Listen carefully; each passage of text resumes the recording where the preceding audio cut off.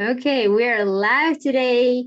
Hello, everyone. Welcome to another on the From Lost to Thriving series on the podcast Heal, Develop, and Expand with me, Elisa.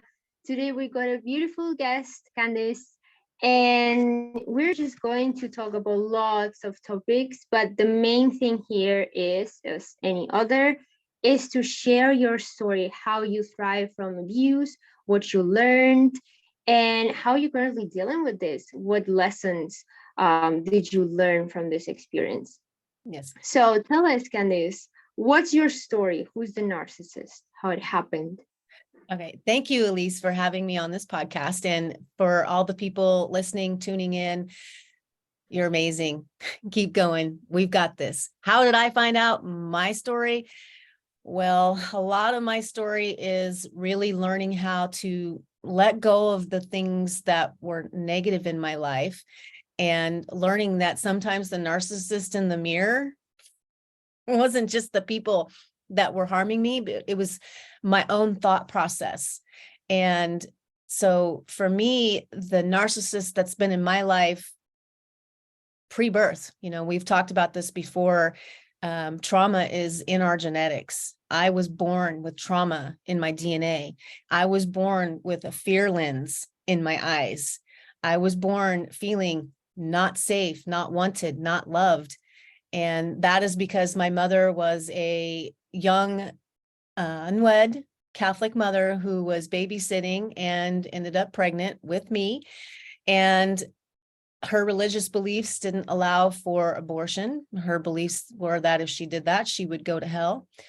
So she decided to have me anyway. And ironically, she ended up creating a life of hell regardless, whether she had the abortion or not. And that's what actually kind of really prompted me to go on this really incredible journey to understand why humans do what they do, why people that are hurting inside pass that on, and how does it get passed on genetically if this is ancestrally? Because I started seeing a trend with the partners that I picked when I grew up, that they had also suffered from childhood abuse, and their parents suffered from abuse, and their parents. I'm like, holy crap, we're not even standing a chance. This stuff is just getting passed down. And so I write about in Namaste, Away and Thrive, my first book, about body wisdom intuition. And when we know about body wisdom intuition, there's a sense within us. Our intuition is always registering what's going on in our environment, whether it's safe or not. And ironically, what I found out on the other end of survival mode was that the body will start to tell you whether the people you're around are healthy for you or not. And that registers as mood, appetite, sleep, sex drive, even the ability to think clearly. So if you're in a relationship and you're completely in confusion, that's usually a good sign that you're not in a healthy relationship. Mm-hmm. And so for me, now where I'm going with this, I've had that pattern since I was a little girl. And come to find out, my mom had that pattern with her mom and her mom and her mom. Same with my fathers, their relationships. So come to find out, my mom, while she was pregnant with me, was terrified of having me and stressed out the whole time. So my baby self is being exposed to all of these, what do you call, like stress hormones? And in those stress hormones, I live by an airport. And in those stress hormones, it's registering in my body that it's not safe to be born. It's not going to be safe to be me. And I don't have a right to exist. And so as I'm now born to a mother who is young, emotionally immature, lacks the ability to care for herself, let alone another human being, and didn't know how to regulate her own moods and nervous system. And now she's got a baby. Like, if that's not a recipe for disaster, I don't know what is. But Yeah. the collateral damage is beautiful, because out of that collateral damage was me. And out of my collateral damage has become this big, huge movement of be love, of being unconditional to yourself first, and then expanding that out.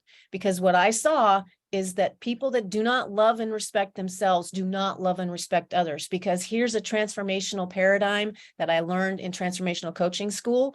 How we do one thing is how we do everything.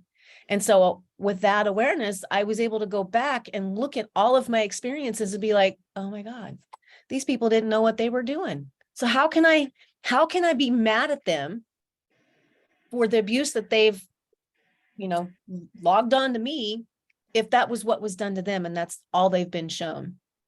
And so as I started doing personal development, and as you well know, doing personal development, there's lots of rabbit holes to go down. There's lots of things to learn. And in learning that is where I learned that in order for us to shift this story in my generation, it needs to be learning how to love ourselves in every right now, and also doing the same with others and not taking things personal. If I were to sit and take things personal, I probably would never leave my house. I wouldn't want to achieve or want to create. And so when we're taking things personal, that's also a sign that we are living in our ego, which is living in fear. And that is creating hell, which is what my mom did. She was in her ego, worrying about what everybody was going to think. She was in her ego, worrying about the ways she would be perceived, not thinking that maybe she could be perceived as courageous, because now she's facing something unknown and she's going to embrace it rather than resist it. And so in her resistance, it created a very deep narcissistic wound within me that created also codependency. And that played out in relationship after relationship after relationship, even with my children. And so for me, the crescendo for me was in 2018, my 10-year marriage / we weren't married 10 years. We were together 10 years. It fell apart. And it was because we were both not loving ourselves. And the environment was so chaotic because he's over here with his negative stinking thinking, and I'm over here with my negative stinking thinking, and I'm thinking he doesn't love me, and he's thinking he's not lovable. So we're both creating a situation to prove those beliefs to be true. And in the fallout of that, an argument that turned physical, we started pushing one another back and forth. And the next thing I know, I'm off of the couch and I've fallen on my neck, one vertebrae from having it break my neck and kill me. And I'm laying there in a shock. And I was like, oh my God, I think you broke my neck. And he's like, if I would have broke your neck, you wouldn't be talking. And I don't know why it took me to that point, after all the toxic things and the betrayal and the rejection and everything that I went through with him, why it took that moment for me to be like, this dude does not love me. This is not what love is. And in that moment, even then, I still couldn't take the steps that I needed because I was in still a codependent state. So I messaged a friend, and that friend is the one that called the police for me because I was so terrified. I was in such a state of fear that if I took action, that it was going to be worse. And so in that moment, I also realized, I wonder if that's why my mom did what she did, that her fear paralyzed her time and time again. And so she couldn't show up in the way that she needed to time and time again. So he's gone. I'm now doing the work. And I realize he wasn't the only narcissist in their relationship. I was also being narcissistic because one thing trauma does, and this is something, I don't know if you've experienced it, it makes us have this wound and this need to be seen and heard, and it's not about us, we're not trying to make it all about us, but it's like, I matter, like someone pay attention to me, I matter, I matter, I matter. So you're doing all these things to get other people outside of you to validate you, which is also ego and also living in fear. And what I was doing was keeping alive that cycle of survival mode. And looking outside of myself for validation, looking outside of myself for worthiness and inclusion. And if I didn't have that, then I must be a bad person. I must not be lovable. And I must not be, I don't know why my nose is itching. I must not be wanted and lovable. And that was the birthright imprint of my mom when she was pregnant with me, not wanting to have me. So how crazy is it that those beliefs that we're often carrying around aren't even ours? That wasn't my belief. That was her belief. And I owned that shit. And I went running with it to the races. And, you know, I never won the race of loving myself until I finally said, nah, I'm just going to stay away from that negative influence of this person, that belief, that behavior or habit. And I'm going to learn to love myself and nourish my body and respect my body, because in all of the trauma, I was also traumatizing myself. I was self-harming through food, through diet, through, I would cut when my emotions would be too big so I could feel that pain instead of the emotional pain, because no one ever taught me how to deal with emotional pain. But you could beat the shit out of me and I'd laugh at you. You literally be beating me and I'd be laughing at you, being like, haha, you can't hurt me. Haha, sticks and stones may break my bones, you know. But what would really hurt me was rejecting me and not giving me love, not listening to me, you know, shutting me out when I'm talking to you. Like my mom would not look at me in the face when I'd be speaking, and that would hurt me more than anything. So learning how to love myself really was how I took my power back, because learning to unconditionally love myself and all the broken parts of me, that was how I started getting the success of moving from victim mode to victor mode, and out of survive mode into thrive mode. Because when I made that decision, no, I'm going to stay away from things that are not good for me, because sometimes just because someone loves you doesn't mean they're good for you. And just because someone says they love you doesn't mean they actually love you. If their actions don't match their words, hard stop, nope, bye, you know. And I even had to do that with myself a few times, because I would be so toxic with the shit just running through my head. And again, it was this tape in my head that had been inserted from a very young age. And so I had to learn how to heal that. How do you find success from these limiting beliefs that just are intrusive and incessant, and they just are just relentless, right? That is, again, self-love and learning how to master your mind and heal I don't say that we're broken. I say we've got a little bent, you know, our wires got a little bent. Yeah. And so pathways aren't flowing. And so you have to go in and fix that. And so I created all these tools, and a lot of those are in the first book, that will help a survivor come into alignment with their self. It will help them start to heal those patterns of limiting beliefs, those patterns of self-abandonment. Because here's the thing that I had to learn about thriving. I had to stop abandoning myself in order for my inner child to feel safe, so that I could do the work, which means you make sure that you're eating right. You make sure that you're sleeping properly. And that means setting up a bedtime routine. You may not sleep well through the night because trauma disrupts all the things in the brain, including hormones. So it takes quite a while for all that to even out. But showing up and loving you and nurturing you, you know, the little girl that's inside you that never got nurtured, she's needing you. She needs you to show up for you more than she needs you to chase the guy that's being a shithead to you. She needs you to show up for you more than the kids that have gone no contact against you. That unconditional love that you're wanting to give to everybody else and let everybody else walk all over you and drop that bar low, but you don't do it for yourself. That's where the biggest needle mover happens, is when you start showing up for you. And it takes setting an intention. And that was what book number 2 was, is set that intention to appreciate and show up in a way that honors you and shows yourself that you love you. And you know, receiving solutions to help you. Because I don't know about you, when I was first in my healing, people would try to tell me things and I would just be like, no, I know how to do this. But it would always be 9 times out of 10, that very thing they said was the thing I needed to listen to. Yeah, it happened to me too. Yeah. Yeah.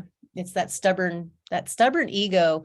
And that's, again, you know, like, I have so much wisdom around all this, and like, I could just talk for hours and hours. And like, as you can tell, I'm really passionate about this stuff because I lived in hell, my own hell of my own making, because I was living in a state of fear, and I was living in a state of grief and antagonistic of like, well, how can they get away with that? And how dare they? And why is it they can do that? But if I did that, oh my God, the world would be ending if I pulled those stunts, you know? And that in its own right is, on the levels of consciousness, creating a vibration of hell, a location of hell on earth.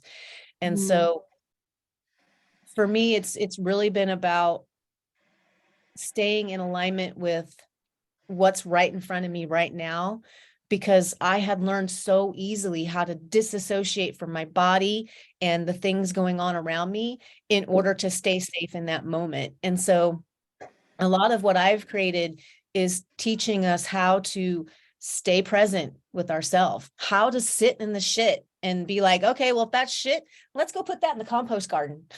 That's going to grow me some pretty flowers, because that's what it did. All that compost for me has grown this pretty flower book and this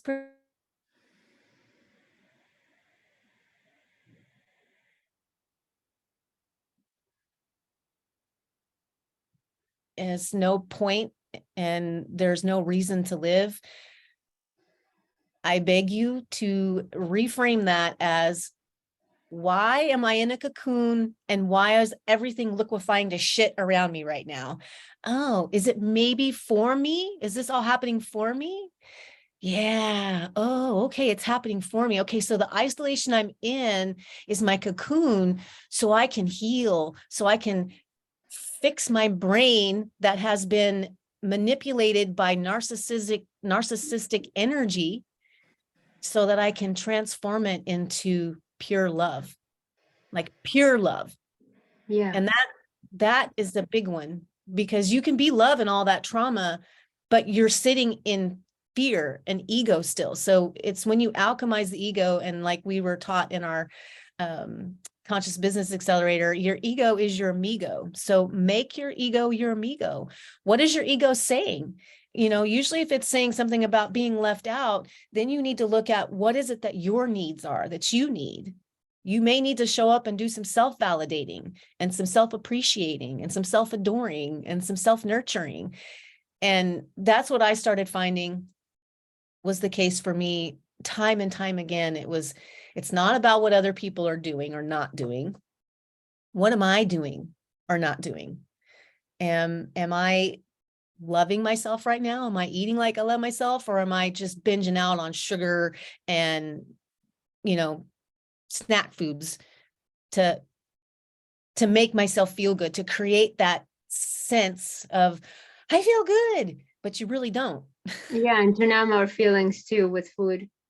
Yeah. And then you know, you're doing I was doing, and this is pretty common, so don't beat yourselves up for it. We all kind of go through this at one point, and we're doing the best we can, and we're finding ways to fill that need for sweetness in any way possible. So I see this with a lot of female clients. It's the ice cream and wine at bedtime. I know, I was guilty of it. I was doing it. Like Ben and Jerry became my best friend, and wine was what I washed it down with, you know? So, but I would wake up the next morning feeling sicker than what I did the night before. And within, you know, a few bites of the sugar and the wine, I would start feeling anxious because of all that sugar and what it does to the brain, because it's a neurotoxin. And I'd be like, gee. So, and then I'd wake up depressed and feeling shameful. And I was like, why am I doing this to myself? Oh, that's right. Because I don't feel worthy of feeling good. I don't feel worthy of taking care of myself, because no one ever showed me how to do it. No one ever showed me how to meet my needs. They told me I didn't matter. So, oh, wow. So that became a classroom of like, following the belief to realize what my result is, and then take that result and backtrack it to the belief to be like, yep, Yeah. that confirms what I'm thinking. And so as I started to realize that the sugar that I was using to fill those holes, I could fill that sweetness in other ways. But it really took me, we talk about getting lost. Well, I lost myself completely because I never knew who I was. I was always conditioned to be the caregiver, to be the sex slave, to be the housewife, to be to be the maid, to do the laundry, just to be the all around, you're doing the shit work and that's it.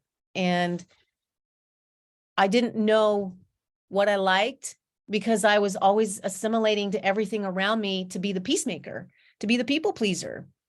And in doing so, I would also then martyr myself when I wouldn't have my needs met. And then that's where the narcissism came in. And I'd be like, well, they don't do this and they don't do that. And if only, and I actually wrote a poem called if only the things that would stop taking my joy would happen, then I could be happy. But that's not how happiness works. We don't find happiness by chasing it. Happiness is something we choose to feel, and we can feel that when we focus on all the things that are beautiful in our life. And even in the chaos, what is that chaos's intention? What's the positive intention? And that goes back to the final thing that I want to share here of why I was able to forgive my parents, because every act is an act of love or a cry for love. And so I can see that my mom not having an abortion was an act of love.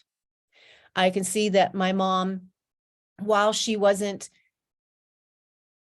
the mom that I wanted, she wasn't as bad as she could have been, at least she still tried, even though she didn't know how, and while she did abandon me, she did come back and get me,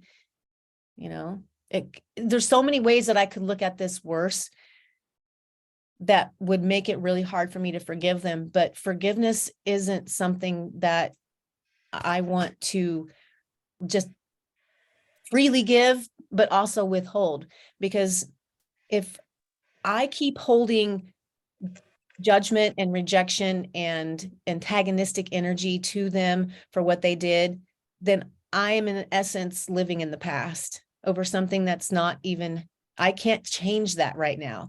So I can't change their failures. I can't change my failures.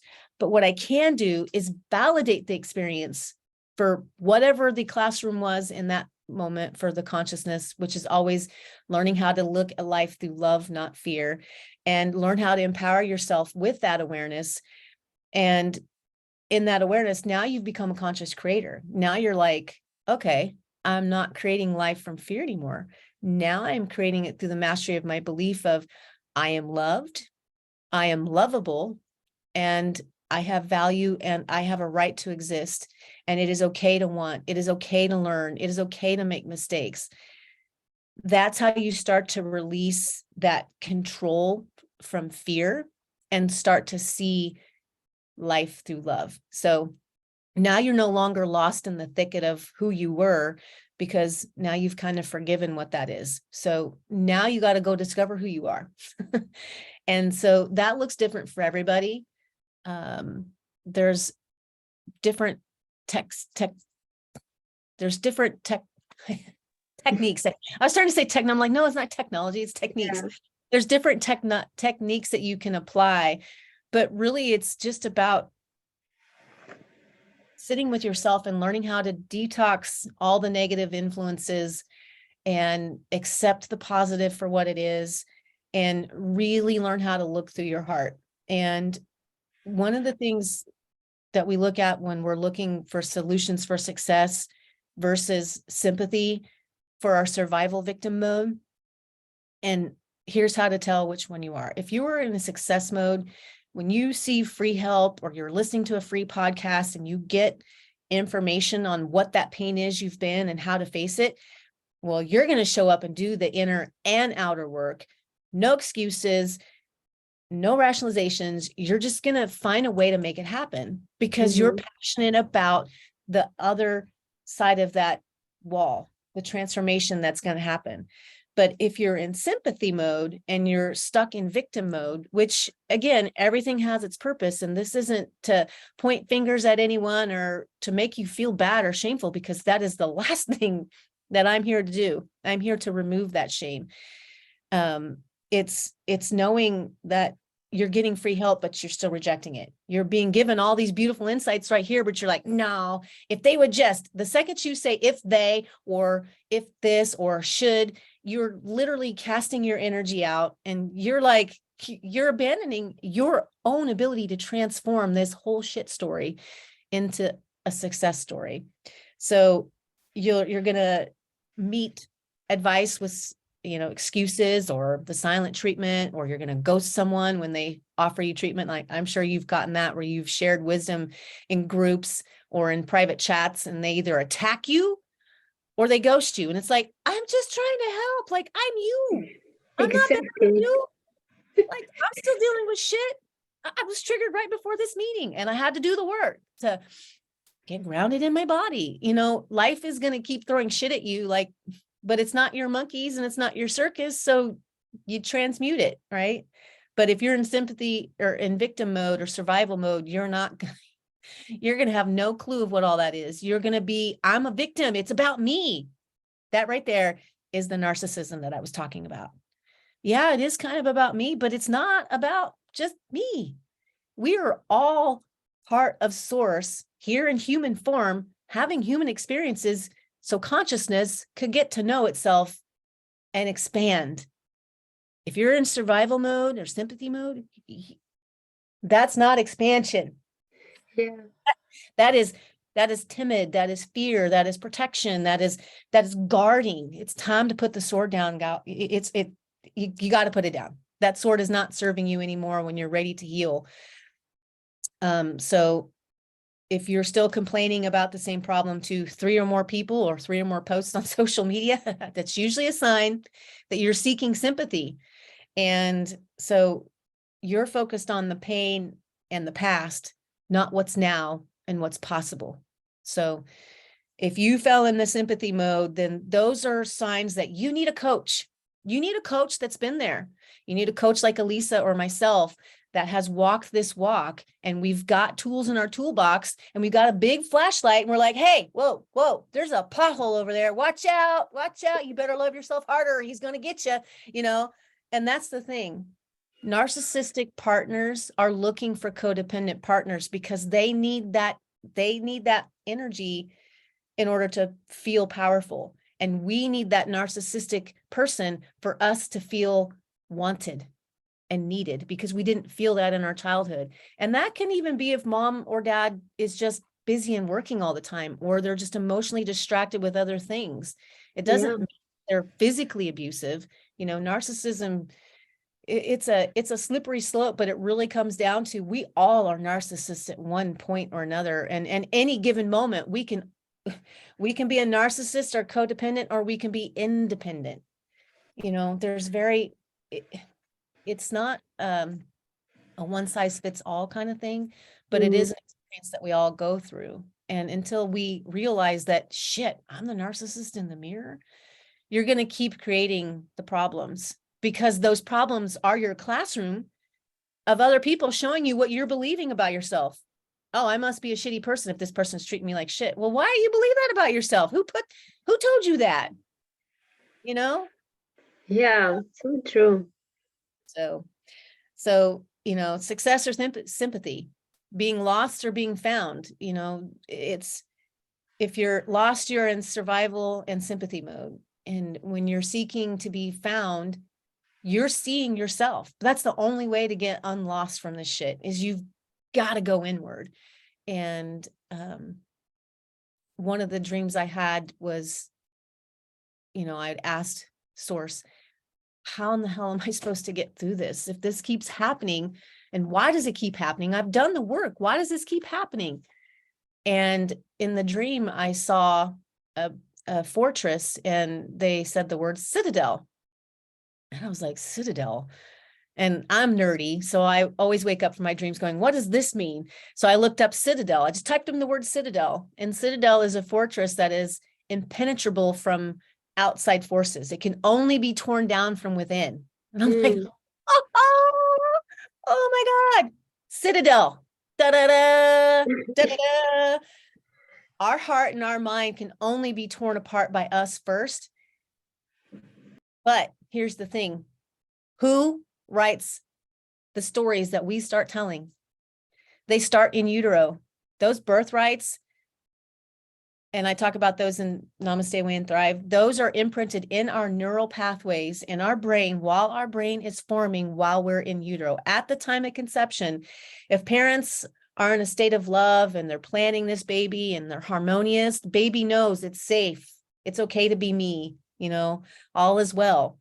But if mom and dad are just drunk and haphazard and, or it's a forced pregnancy, because you've been sexually assaulted, now you've created a situation where in utero, this baby is forming and does not feel that it is safe to be itself. And all of our birthrights are intact by the time we're age 5. That last one is the age of magical thinking. So if you see 4-year-olds like my granddaughter, she's all about dress up and play and creation mode. But let me tell you, she doesn't get her way. Her ego, ooh, she won't hesitate to tell you. But that's because she's had an upbringing where she feels safe to speak her needs. So it's not that she's a narcissist, it's she's able to be very aware of what her needs are, and she isn't ashamed to tell you what she wants. And so when she's in that mode, she's not receiving new information. You can't tell her something good if she wanted to hear it, because she's not hearing it. So we have to do, take a breath, baby girl. You got to breathe. So you got to calm the brain down, because it can't assimilate new information if you're in a survival state. So if you're in a toxic relationship or an abusive relationship, you're not going to get better. You're not going to get well where you're being made sick, because what I talked about, that body, wisdom, intuition, those illnesses, those chronic illnesses like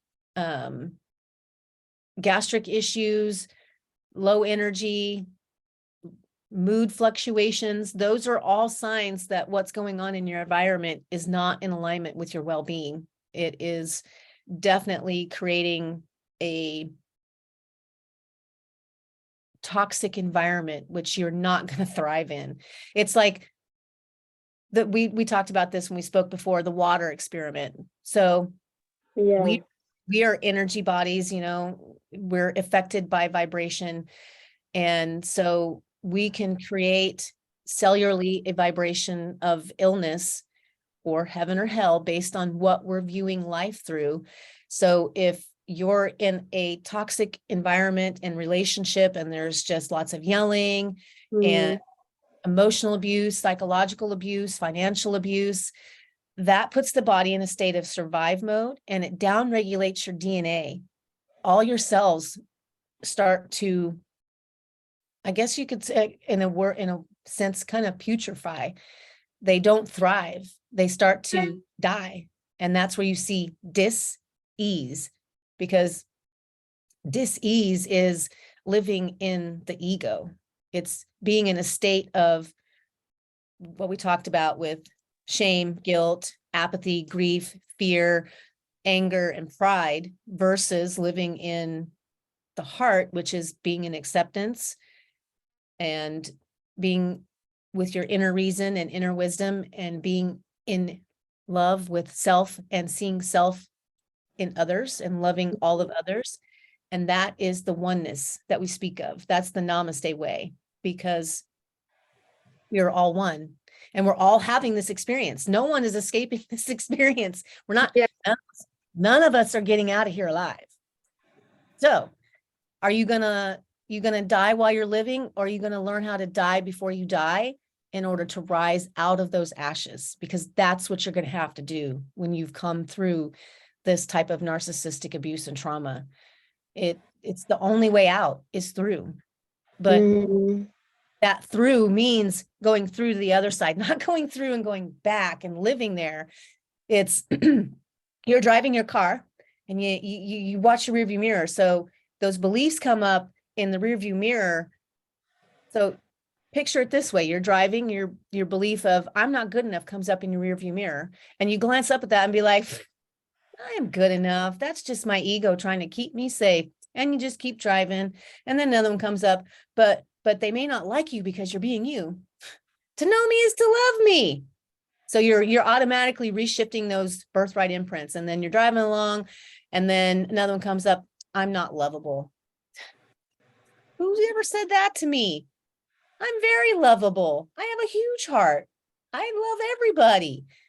And so you're driving, and you're not driving like this going, you're bullshit. You know, it's like driving and messing with the kids in the back seat. No, you're going to crash your damn car. It's being empowered is being in control of what you focus on.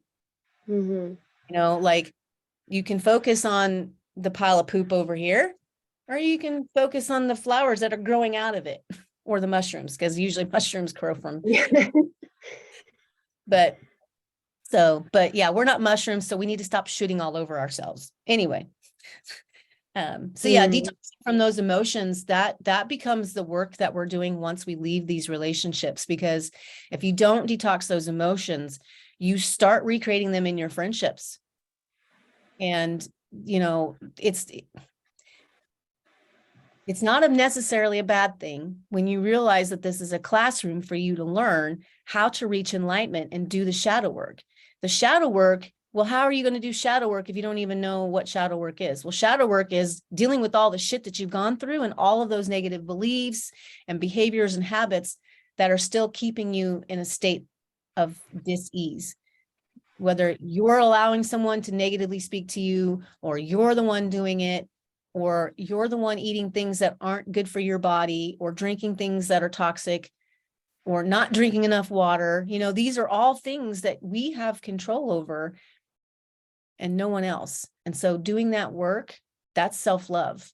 And when self-love becomes a priority, self-care becomes a basic formality, because you're going to show up and love yourself through your self-care, because you're like, oh, how I care for myself is how I show myself I love myself, and how I do one thing is how I do everything. So if I'm in alignment with myself, then I'm going to be in alignment with my truth and my purpose and my passion. And when you're there, and as I've shown you this chart before, when you're in alignment with your present and your peace, you're living in an emotional state of bliss. Your view of life is perfect.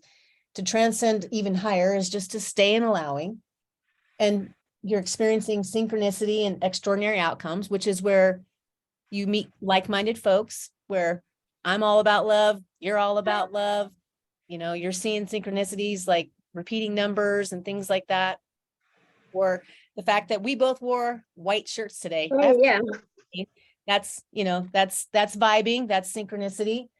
That shows, that's another way for source to say, you're right where I want you right now. This is that extraordinary outcome. And you and I, this is our passion. We love speaking about this. So we're 100% present. I'm feeling pretty blissful right now. What about you? Same here. Yeah. So we're living in illuminated minds. So we're in matter over mind at this point, because we know what matters is what we're focusing on right now, not 10 minutes ago or 10 minutes from now, right now. And feels like heaven to me. I mean, you know, if I looked at my bank account right now, I wouldn't think that, but if I look at where I'm at in my heart space right now, and I'm looking at all the beautiful things around me and even all the clutter, I see beauty in that collateral damage, and I see harmony in that chaos. So I don't know. I think that might be a stopping place for you to maybe interject something or ask another question, because I'm just I mean, there's so many interesting insights, and I think that whoever is listening to this, it will be so helpful, like literally, especially on the part that on loving ourselves. And I really wanted to go even deeper on this, unconditional love, because especially when we go through narcissistic abuse. We are taught that everywhere and everyone, like anything, it's all about conditions. Yeah. Right? That especially the narcissist, for example, doesn't accept us, doesn't love us, but this is because they don't accept themselves either. So they are just projecting these, these feelings, these emotions. And yeah, we really have to remember this and take this into account every time we start to feel, I feel unworthy of love. I feel like I'm nothing, like I won't ever do anything in life. These are common thoughts. Yeah. But the question here would be, in your chart, in the emotions and the frequencies of shame and guilt, if you had any ideas of how would a person listening to this could transmute them, these emotions of shame and guilt, how could they do this? So shame and guilt, first of all, to know that the first key to transcend this cycle of beliefs is acceptance. You have to accept what happened. It's not saying that it's okay. Mm-hmm. It's accepting it. Okay, it happened. Shit happens, or shift happens is what I like to say. So with that acceptance, what you're going to start to experience then is the emotional state of forgiveness, which then gives you a view of life as harmonious.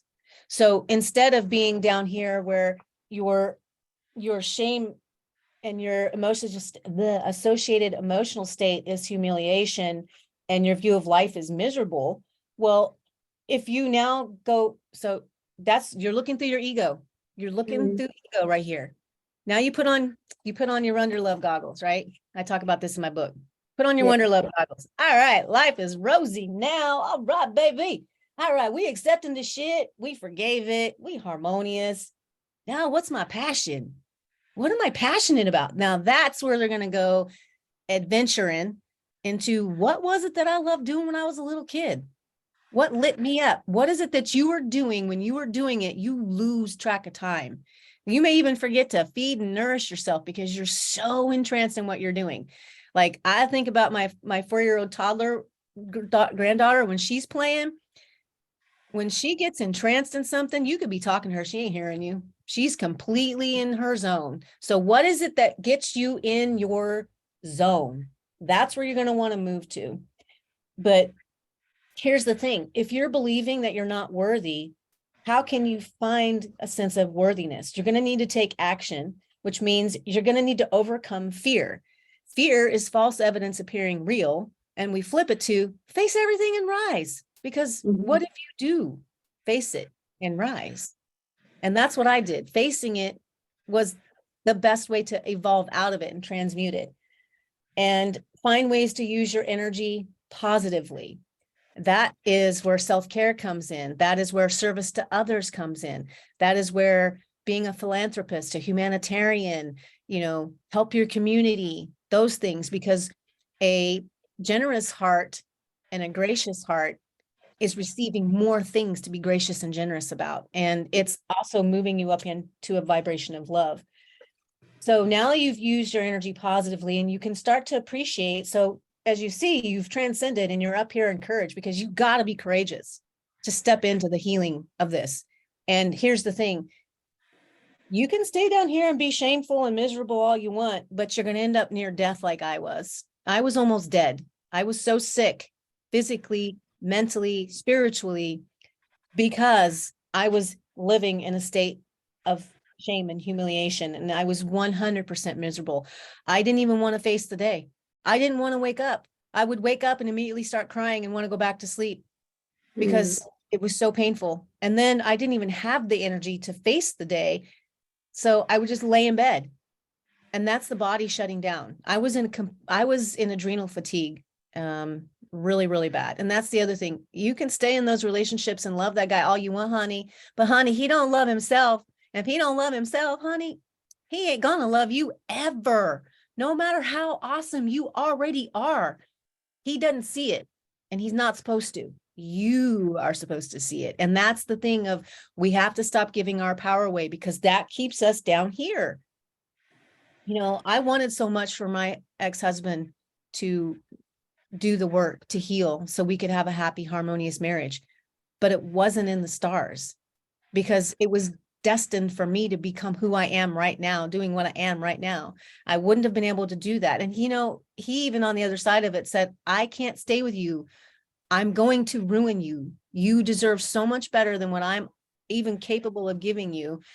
And it was hard for me to hear that because that unconditional love, I loved him so unconditionally. Like I would let him walk all over me. He was betraying my trust. He was cheating on me with he had addictions and all kinds of things that were taking him away, not being present with me.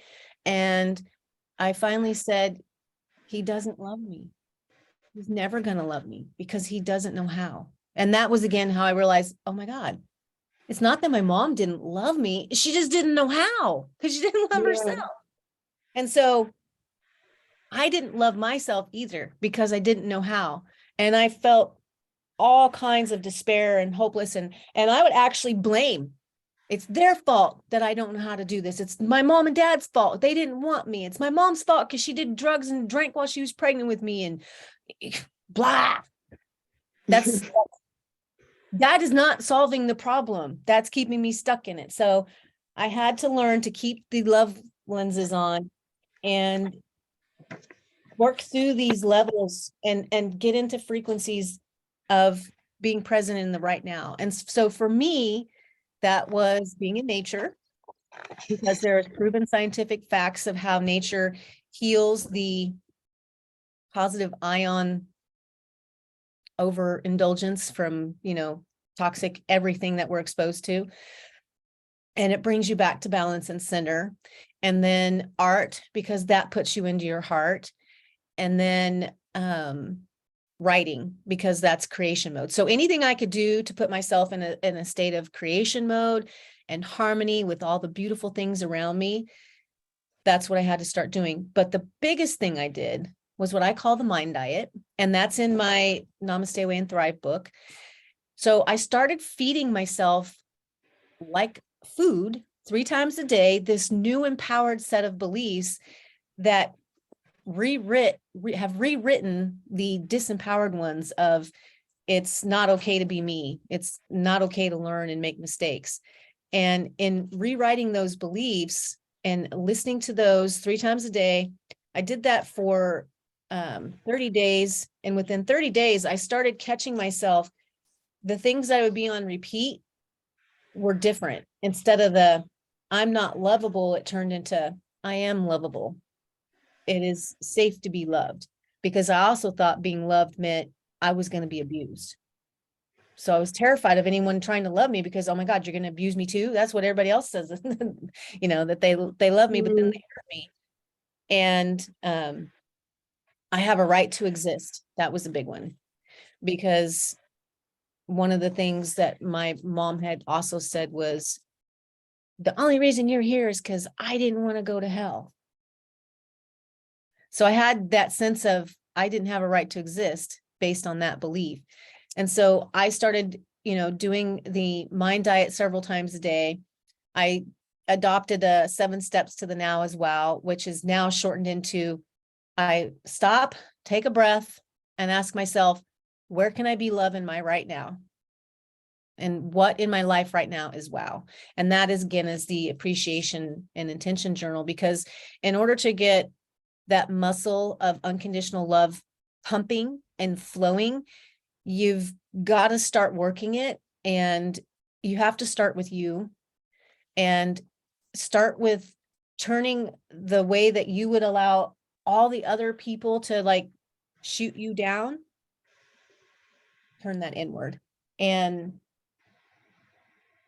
realizing that in each failure, the version of you that's healed and happy and harmonious embraced every step of this along the way and knew that it's going to be uncomfortable, but it can't be any more uncomfortable than what I've already gone through.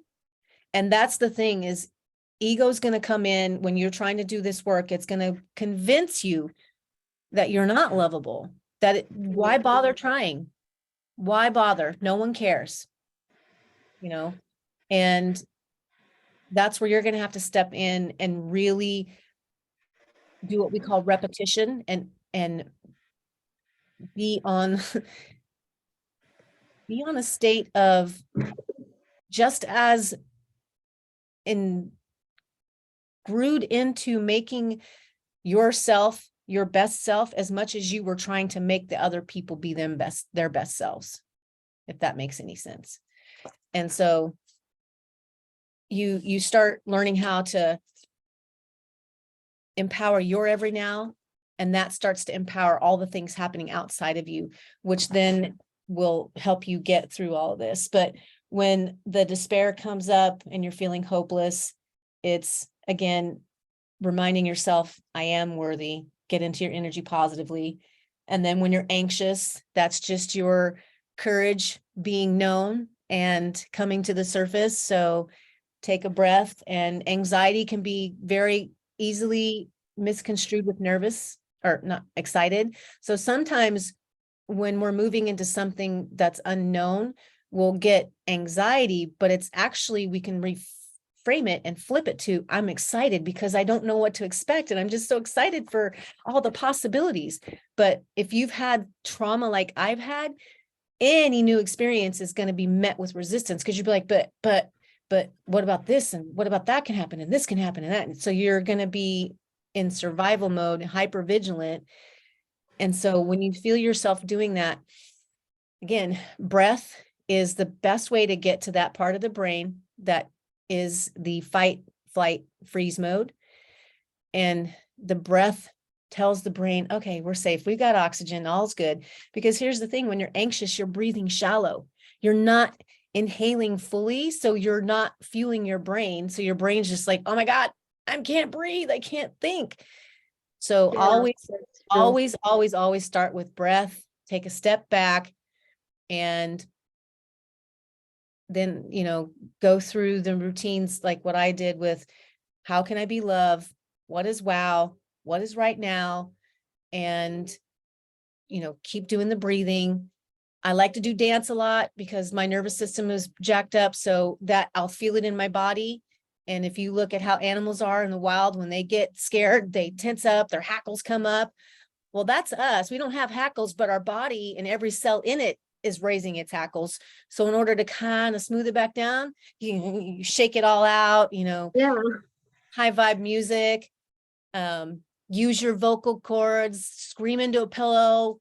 I've done a lot of screaming into pillows. I've done a lot of screaming in my car driving through the forest because there's no one there. No one's going to hear me. Although I don't recommend screaming and driving at the same time because that made me dizzy once. So I was like, okay, from now on, when I'm feeling this, I'm just going to pull over and just rage against the machine and then, blah, and then on my drive. Yeah. Because that's the thing. I don't know about you, but I wasn't allowed to feel my pain. I wasn't allowed to process my emotions ever until I was almost 50. And then, so I've been doing a lot of emotional purging over the last few years, especially since 2021. I think this is something we share. Yeah. Yeah. Well, and shame too, purging the shame, because I had a lot of shame, because until I learned to accept myself and then conditionally love myself, I looked at all the things that I had done out of my trauma through eyes of shame.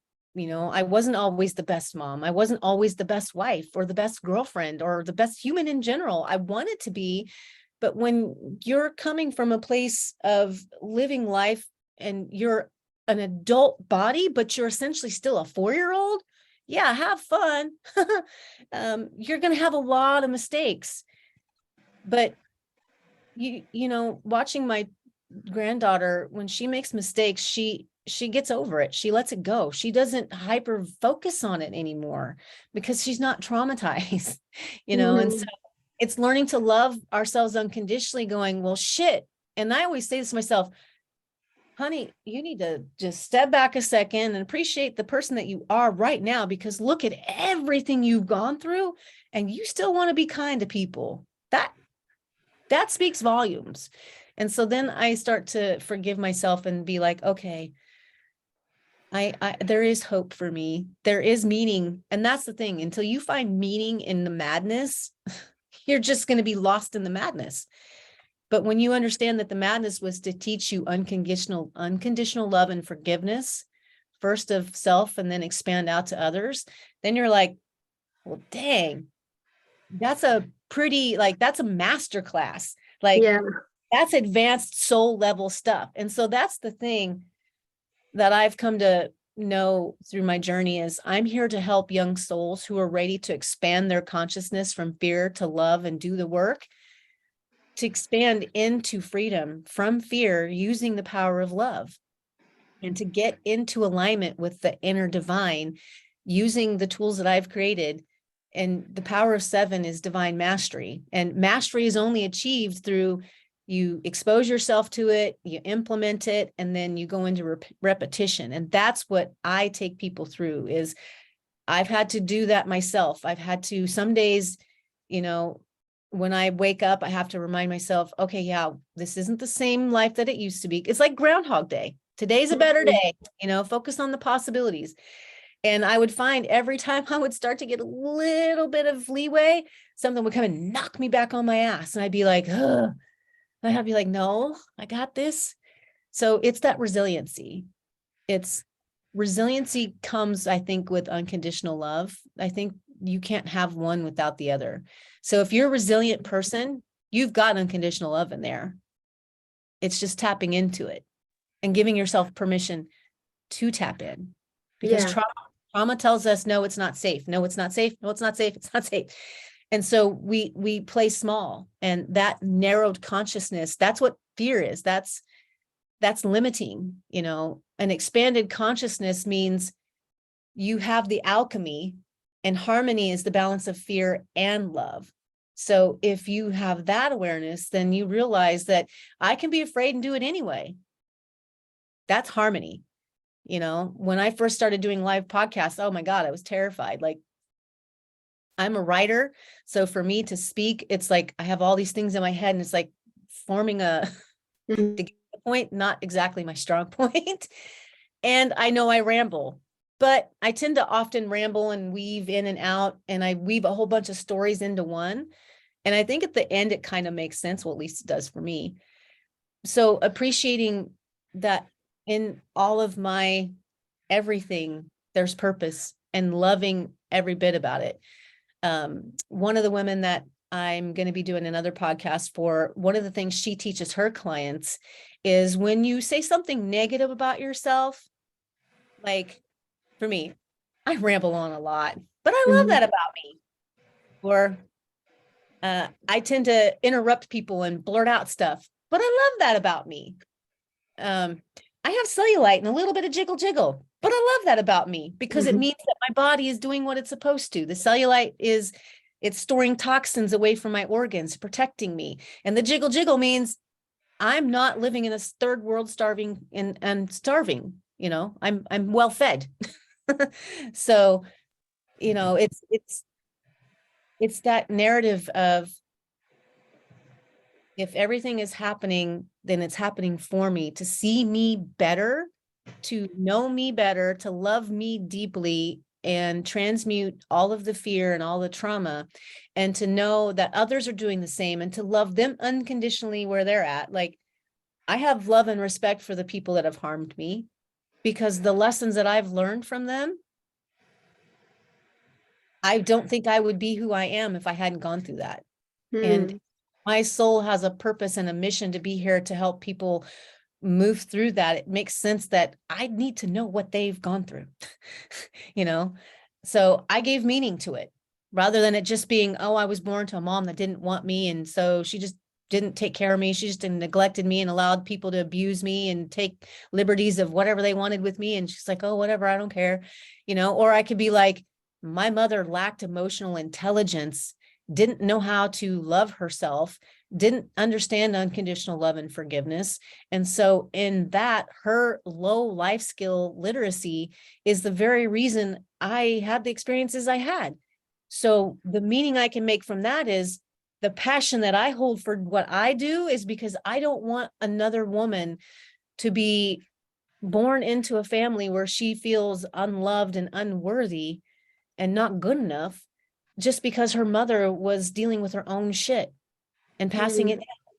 So I think it's a valuable thing that I've gone through and have transformed it into this Be Love movement to help shift humanity from division and disease to unity and wellness.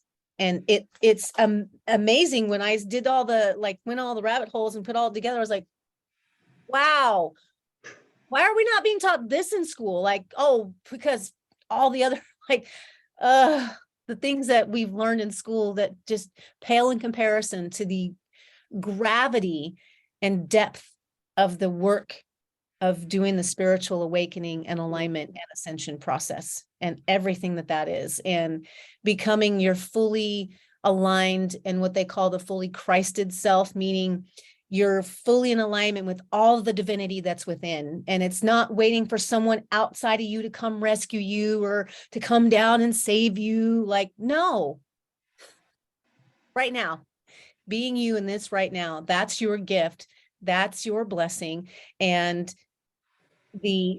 all the different laws of hermetic principles, laws of vibration, quantum laws, all of this stuff that we're not being taught that really factor into the human experience. Like, I didn't know any of that stuff when I was having those experiences, but now that I know them, the way I show up in my world is completely different. I don't take things personal. I love people unconditionally, even at their worst, because it's like, that's the force of creation, is love. And I'm not here to tear another person down or to make someone feel bad for the experience that they're having, because it's their experience. And I just want to celebrate it. It's like, I love your high performance car, your body. Like, I love how you're rocking it, however you want to decorate it or roll in it. Like, I didn't even know that was possible. Like, thank you. Instead of being like, oh, how dare they? Oh, how dare they have purple hair? How dare they? How dare they like think that they can do this? Oh my gosh. Like, the world can be a comedy show or it can be a circus. I choose to make it a comedy show, not a circus. Because I've been with the circus and the monkeys, and they're just flinging poo all over the place. They ain't got a lick of sense in their heads. But comedy takes wit, comedy takes grit, and comedy takes courage. So, one of the biggest things of transmuting that is, you've got to find the comedy in it, or it will literally drive you mad.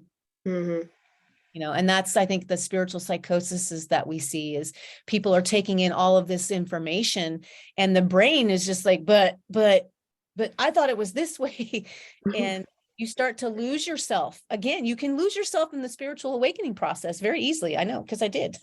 I was like, I went for a hot minute where for like 6 months straight, I went through a space of, I was on Rumble and Telegram and YouTube and all these spaces that were telling about all these apocalyptic world ending and all the bad stuff going on in the world, around the world. And it literally had me not wanting to leave my house again, not wanting to eat anything, because I'm like, it's all poison, and not wanting to go outside because, oh my God, the sky is poison. I literally had created another hell. I got out of one and created another. And so I started going, but maybe the news isn't right. Maybe it's just, north, east, west, south, word spread by mouth to create fright.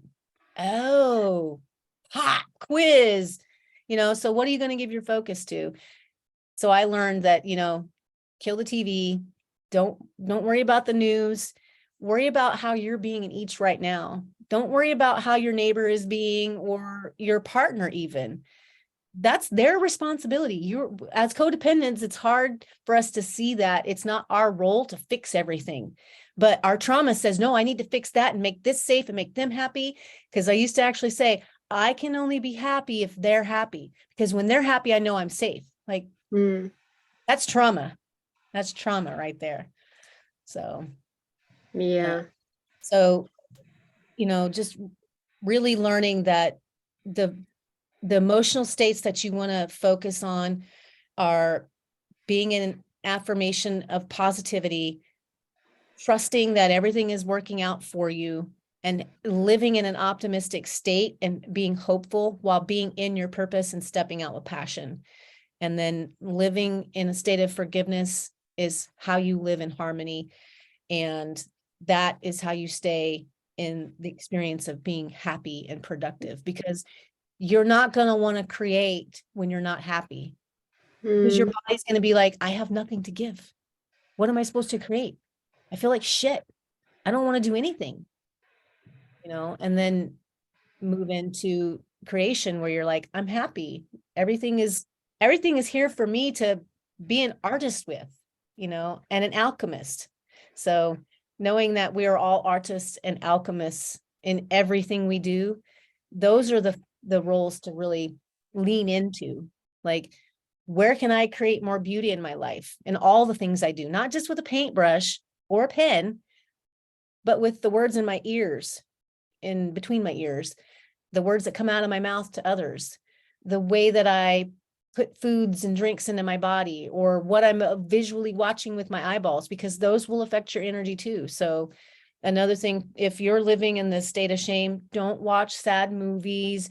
Don't watch frightful things. Your nervous system needs to heal. You need to be watching puppies and kitties and duckies on TV and laughing at little toddlers doing silly things. Yeah. That's what you need to fuel your soul with more than anything. So that's why I started doing my morning routine differently.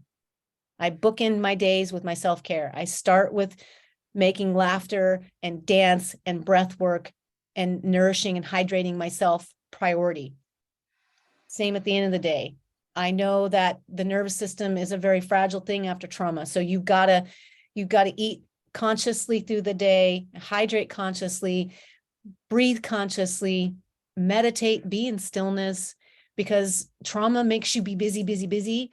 So you gotta slow down, and that's going to feel really uncomfortable. But that's, again, a good coach will keep you accountable, will be with you every step of the way. And the program I've created isn't I'm just going to sell you a course and I'm just going to disappear. No, I have a course and we show up every day and we do the work, and we go through that. And then after that, you're pretty well set to where you don't need me.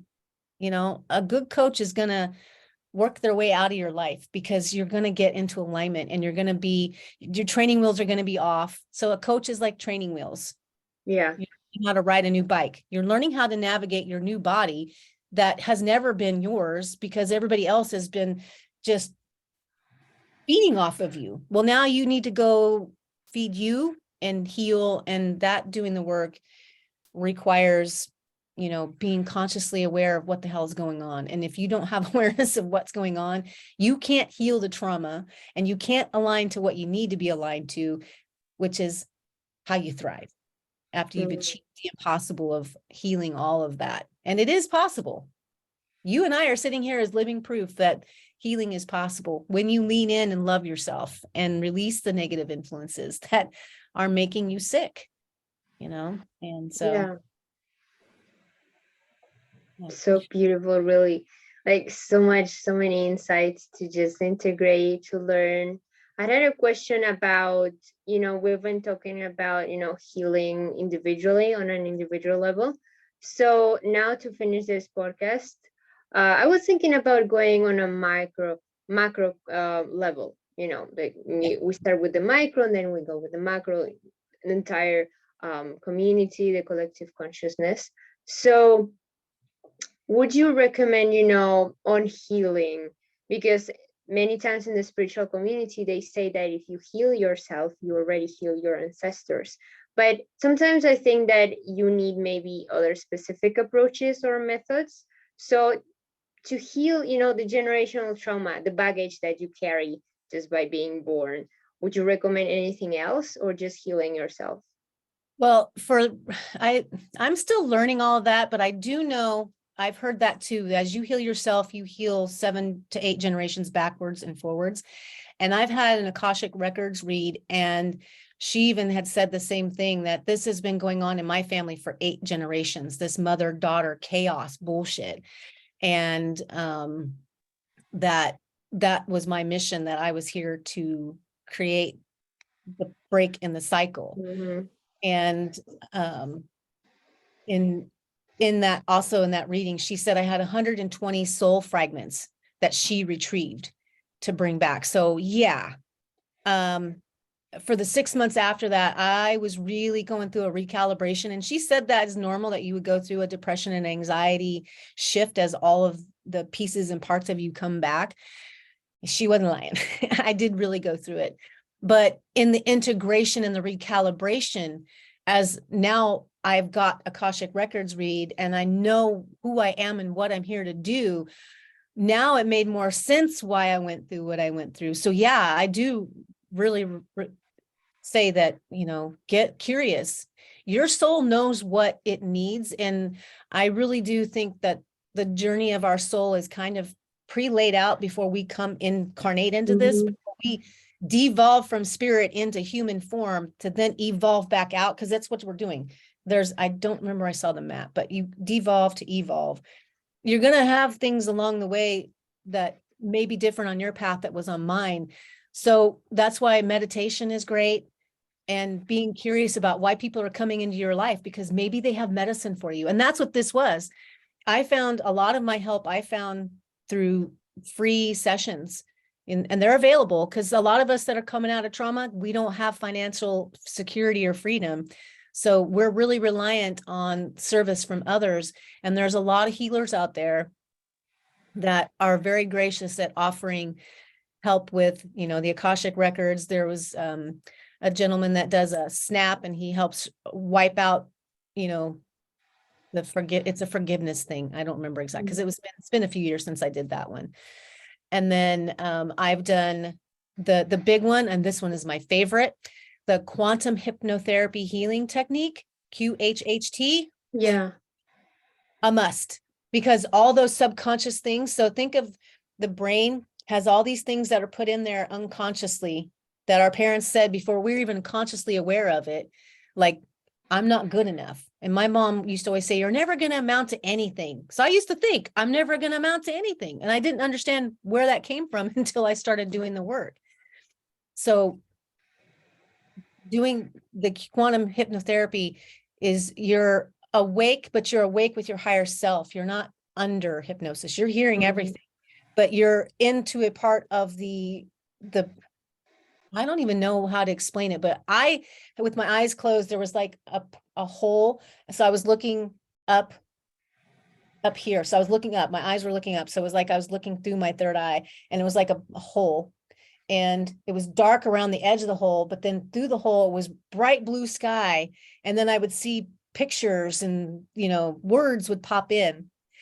So what was coming up was all of the negative stuff that had been put in, and it was coming through for me to see it. And then I was seeing like other messages of like a jaguar, an owl, and all these other like sacred geometry things were being shown.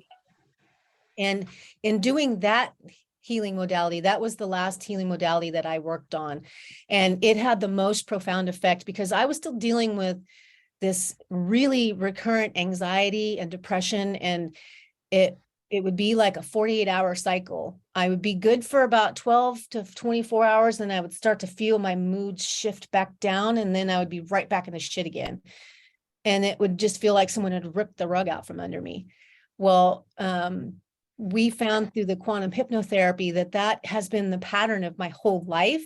So my nervous system instinctually just wants to shut down after anything good comes. So when I have lots of good come my way, I now know to take that next day to nurture myself, because my nervous system is fighting me. It's literally wanting to stay in that miserable state. And I'm like, no, I'm happy. My granddaughter just got to spend the night with me. This is awesome. I'm so loved. I'm so included. But then my body's like, but bad shit happens when good stuff comes. You better brace for it. So it's that bracing for impact. So I just want to normalize for people that when we're doing this work, like I've been in trauma, I'm 51 now. My whole life has been trauma until I was like 47, you know, so since 2018 on has just been, you know, this new room for me to play in and get to know myself. And if I hadn't have done that QHT, I was still struggling with the depression to the point of not wanting to kill myself, but having this suicidality going on of like, I should give up. My mom said I was never going to amount to nothing. And that's when I started saying, it's that belief. It's this belief that I've got to turn off, and not necessarily turn off, but shift and accept it of, well, maybe my mom was right. Maybe I wouldn't have ever amounted to anything if I had chosen to not start doing the work.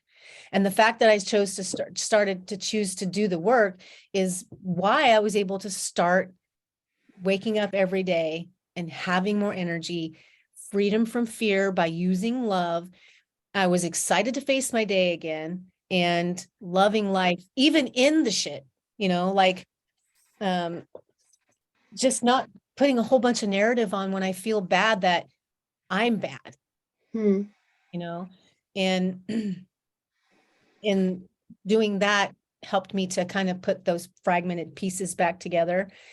And also people showing up for me and showing me how to show up for myself, which I learned by doing that work and seeing that another person was showing up and helping me work through that trauma and loving me unconditionally and allowing me to be vulnerable and still be safe was crucial for me to heal. So it is very vital that you align yourself with coaches and mentors and leaders who are also doing the work, who are being vulnerable, who are being transparent, that aren't promising this massive transformation. Because I don't have a crystal ball.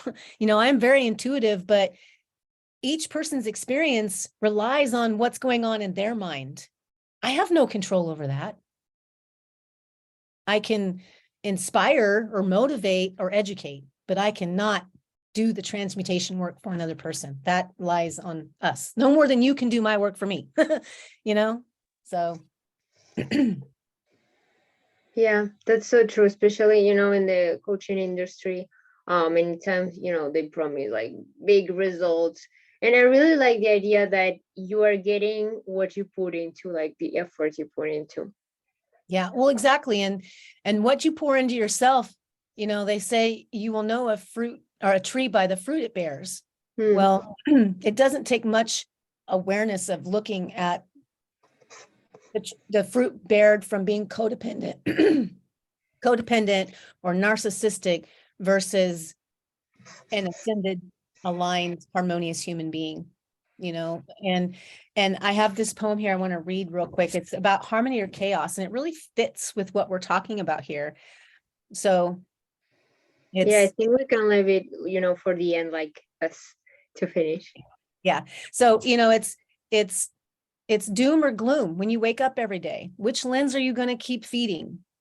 The doom and gloom or bloom? I like to see the bloom. And, sometimes if you think of yourself like a flower or a plant, what happens when plants don't get enough water or sunshine? They wilt and wither. We're the same way. We need to be nurtured and nourished with the same importance, or we wither and we die. And when we're living in a state of being miserable and shame,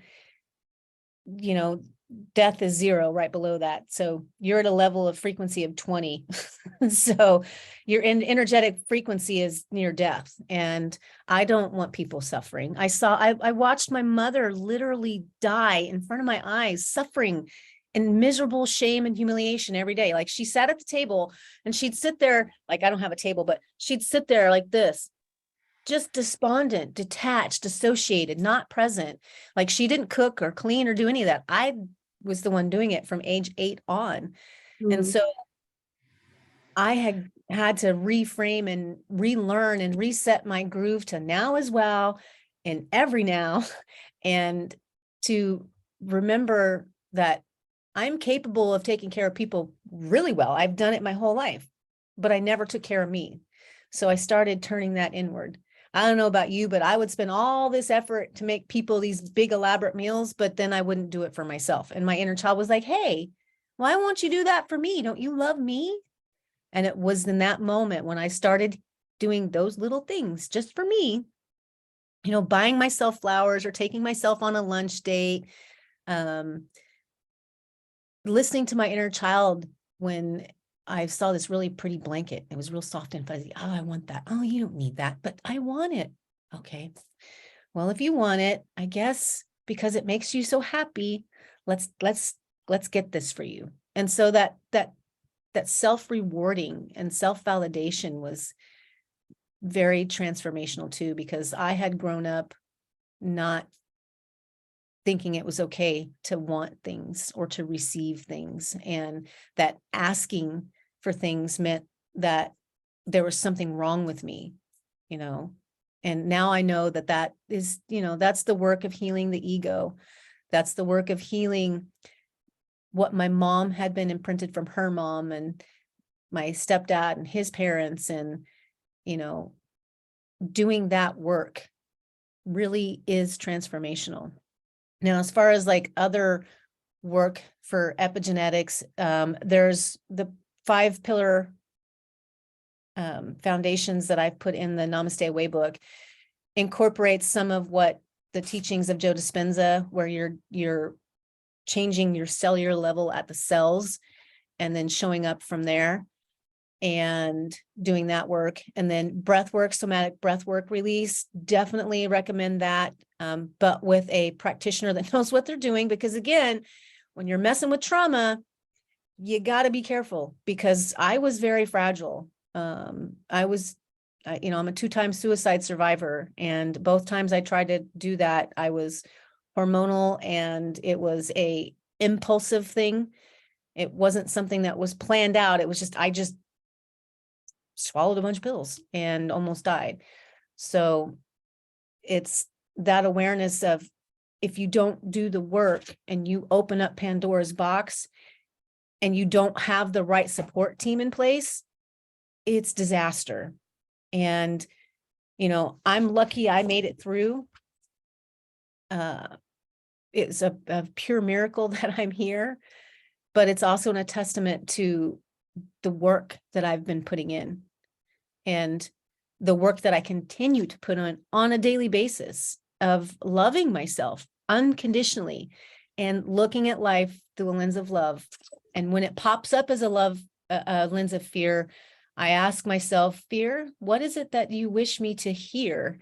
Fear, what is it that is coming near that I hold so dear that I feel so threatened that I might lose? What is it, fear?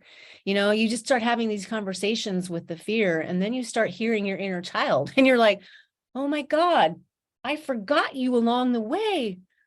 Oh no. Yeah.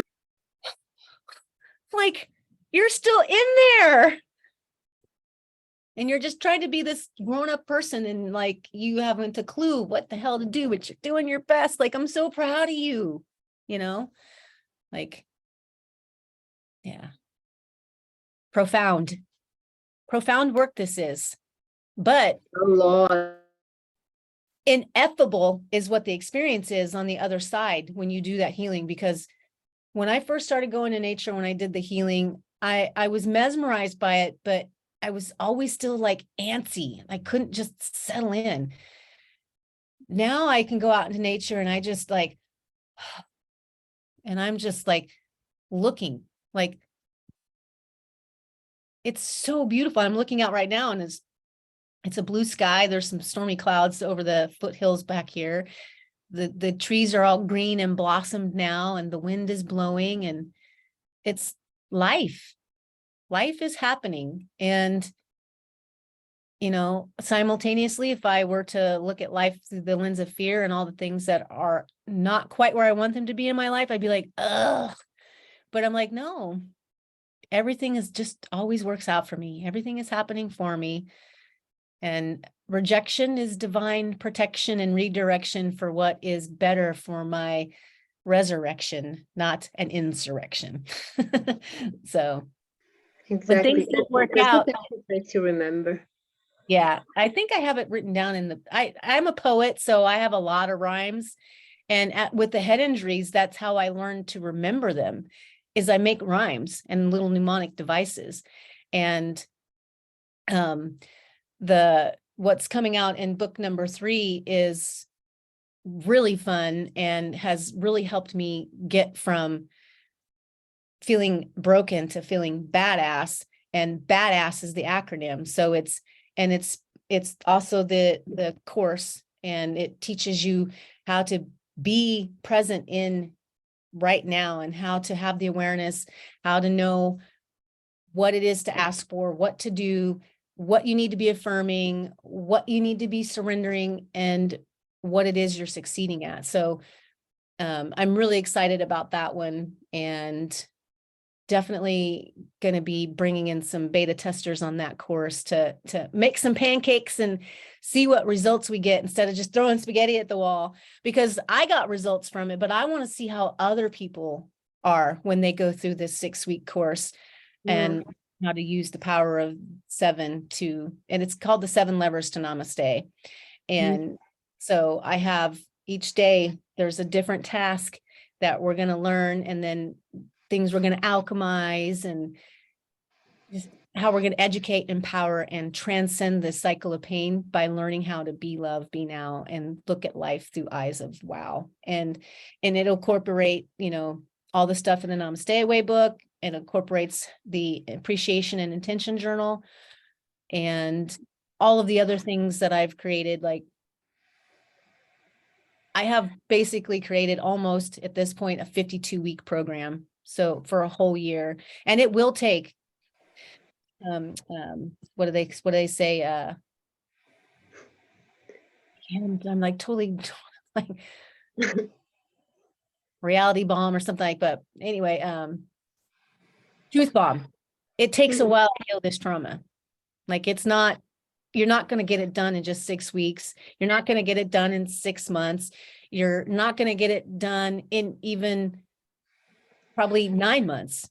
I've been doing this since 2018, and I still feel like there's more for me to evolve into, but that's a good thing to have more to evolve into. But I'm definitely not in survival mode anymore, and my nervous system is healing, because now I can go to bed, I power down at 9 o'clock, bath, book, and then bed by 9:30 and lights out at 10, because I'm following my body's circadian rhythm. And then I'm waking up in the morning, between 5:30 and 6, sometimes 6:30, without an alarm. So there's none of that, oh my God, freak me out.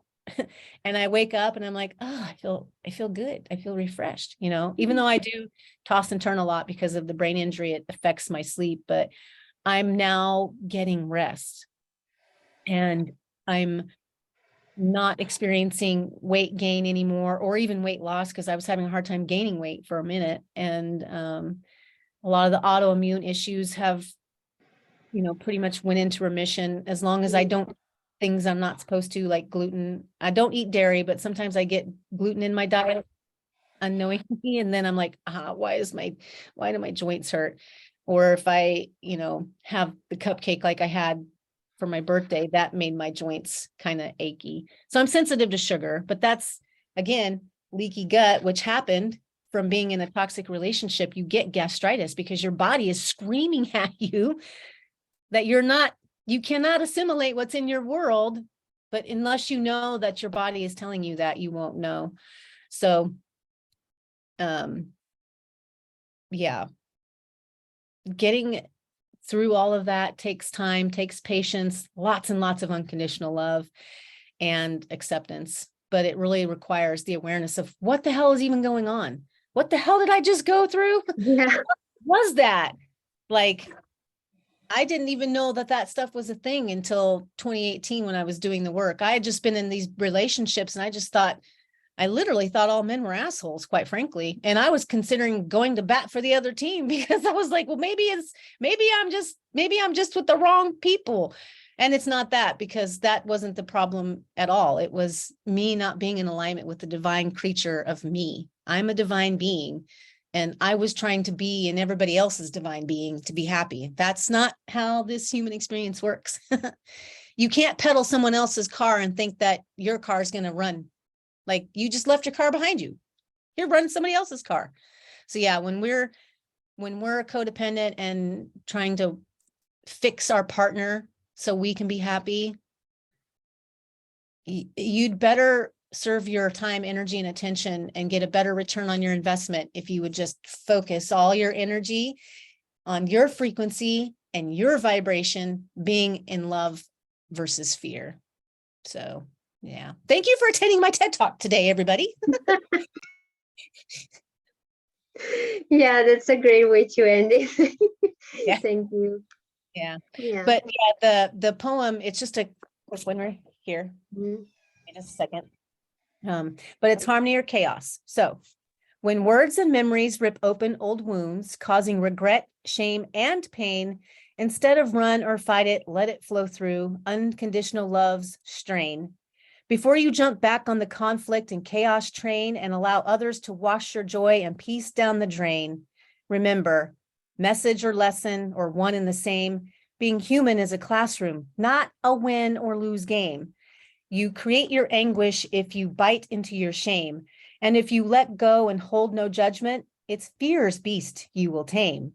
And at the end of it all, one truth will remain: to choose forgiveness with curiosity over division and disdain is the only way to rise above, to transcend the cycle of pain. When life rips open old wounds again. Candice J. Frazier. And this is, I don't know what that is, but that's like color healing, color therapy, geometry. I don't know.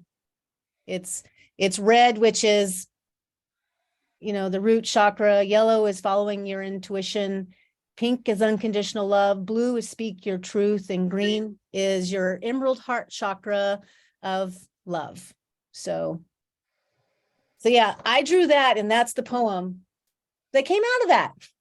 So beautiful. I just had chills listening to this. And see, that's, I have a bunch of these I've written poems for, and my Reset Your Groove podcast and the Sweet Nine podcast. There are a lot of poetry like this where I would just start writing and rhyming, and I'm like, oh my God, what am I doing here? And they'd be like, wow, that's cool. So yeah, I get into this flow and I can do it that way. And it comes through really cool. And I've shared a lot of those on the podcast.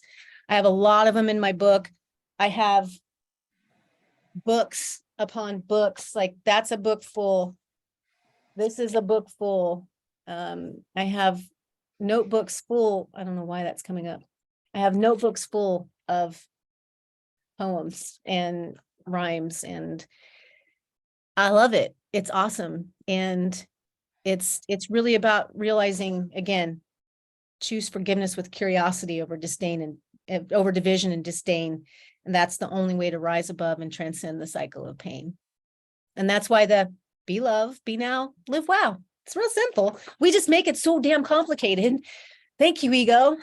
Thank you, ego, for making life complicated, to give me a classroom to expand my consciousness from fear to love. See, this is how you in motion transmute that fear and that ego story. That's how that was me doing that in live. Yeah. So. And creativity is a great way to, transmute pain and just express yourself, release the pain. It's so beautiful. Well, because it's unconditional love. If I'm not taking anything personal and I'm unconditional love and appreciation, my heart chakra just swells and I feel so much love and joy and oneness, because I'm like, I get to see you being you, which is a version of me being me. Like, awesome. I'd celebrate that, and when you see on the world stage, the people that are living in fear and focusing on loving power, not the power of love, you see very clearly where the problem lies. And I was like, humanity, community, unity's right there in the word. That's what's lacking. We're not in unity with ourselves. Well, at least I wasn't. I was trying to be aligned with everybody else's happiness and making them happy to be happy. Like, that's not how we do it. But that's how we've been conditioned. Because when we live in fear, we're easily manipulated. And that was what my experience was. When I was living in fear, I was manipulated to do things like, you know, moving into things that weren't in alignment with my morals and my code of ethics, just in order to fit in. Yeah, it happened to me as well, like with the narcissistic parents. When you're living in fear, it's just what you said. Yeah. Well, and that's the thing is the black sheep of the family is always the ones. I was the black sheep of the family. I never fit in anywhere. Here's the thing though. We have a beautiful opportunity, all of us black sheeps that don't fit in, to own our truth, speak our voice, open up that throat chakra, scream it if you got to. Own your truth, own your crazy, own your power, and have the courage to stand out. We're leaders, not followers. That's why I was never able to like follow half of the things I tried to follow, because it was like, this isn't aligned with me. I feel stronger about this truth. And that was the focal point at age 5. I had a dream. I was the black sheep in this big ocean of water surrounded by all these white sheep. And the dream was like, you have a mission. And, you know, another part of my story is I was told that was part of my mission from the Akashic records is I'm here to help humanity ascend. And I'm like, oh, so I'm here to teach y'all how to be love. Let's chop. Be love to you first, because that's where it starts. If you're not loving you, then all the rest of the things in your world are going to keep showing up as pop quizzes to show you, hey, you're still not loving yourself over here. When's it going to be miserable enough that you're going to surrender? Because, and I'll leave you all with this transformational paradigm. Until the pain of remaining the same outweighs the pain of change, nothing changes. Everything stays the same.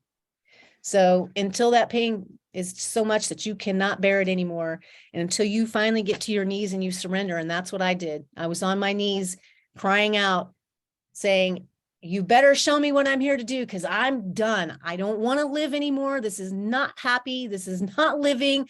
I'm done. I don't want to do this. You better tell me what I'm here for. I'm out. That's surrender. That getting curious and stop wondering about what everybody else was supposed to be doing and worrying about what am I supposed to be doing. That's the freedom. So thank you so much for sharing all of this. I'm you're sure that welcome. made you find you valuable. Yeah. Okay, I know someone literally go take notes and then, okay, yeah, I'm good. yeah. Like a notebook. You have to get a notebook. Well, I mean, they'll get they will get a shift out of that. Mm. But doing the rest of the work, they really are going to need to hire a coach, whether it's you, me, or someone else that's in alignment with them. You know, it's going to require that. I didn't get to where I'm at by myself. I did a lot of work by myself. I had a coach early on that kind of, you know, set me up. And I actually took myself to coaching school, which is how I got where I'm at. You know, I coached myself through this, but also in that I was also coaching others to get my coaching certification, and in doing the writing. And I've been showing up on social media. Like if you go over and follow my TikTok alone, just in the last 2 years, just a lot of this has come out in my content and my podcasts, and then, you know, Facebook, Instagram.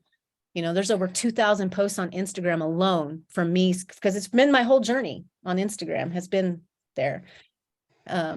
So there's a lot that they can get a shift from, which should help them say, nah, it's time for me to say bye. I'm going to stay away. No, I'm going to stay away. I'm staying away. I'm staying away.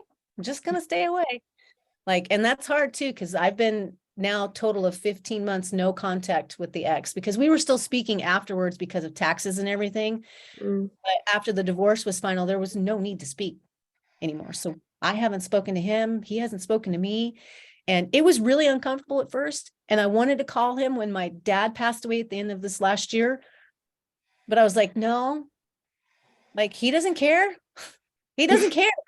Why am I going to do that to myself? Why am I going to get rejection wounds opened up when I don't need to? So I was like, nah, I'm just going to stay away. I don't need to tell him, you know? And so it's possible, it's doable. And I didn't think I was ever going to be there. I didn't think I was ever going to be to a place where I could live without that man, because I thought he was the end all be all.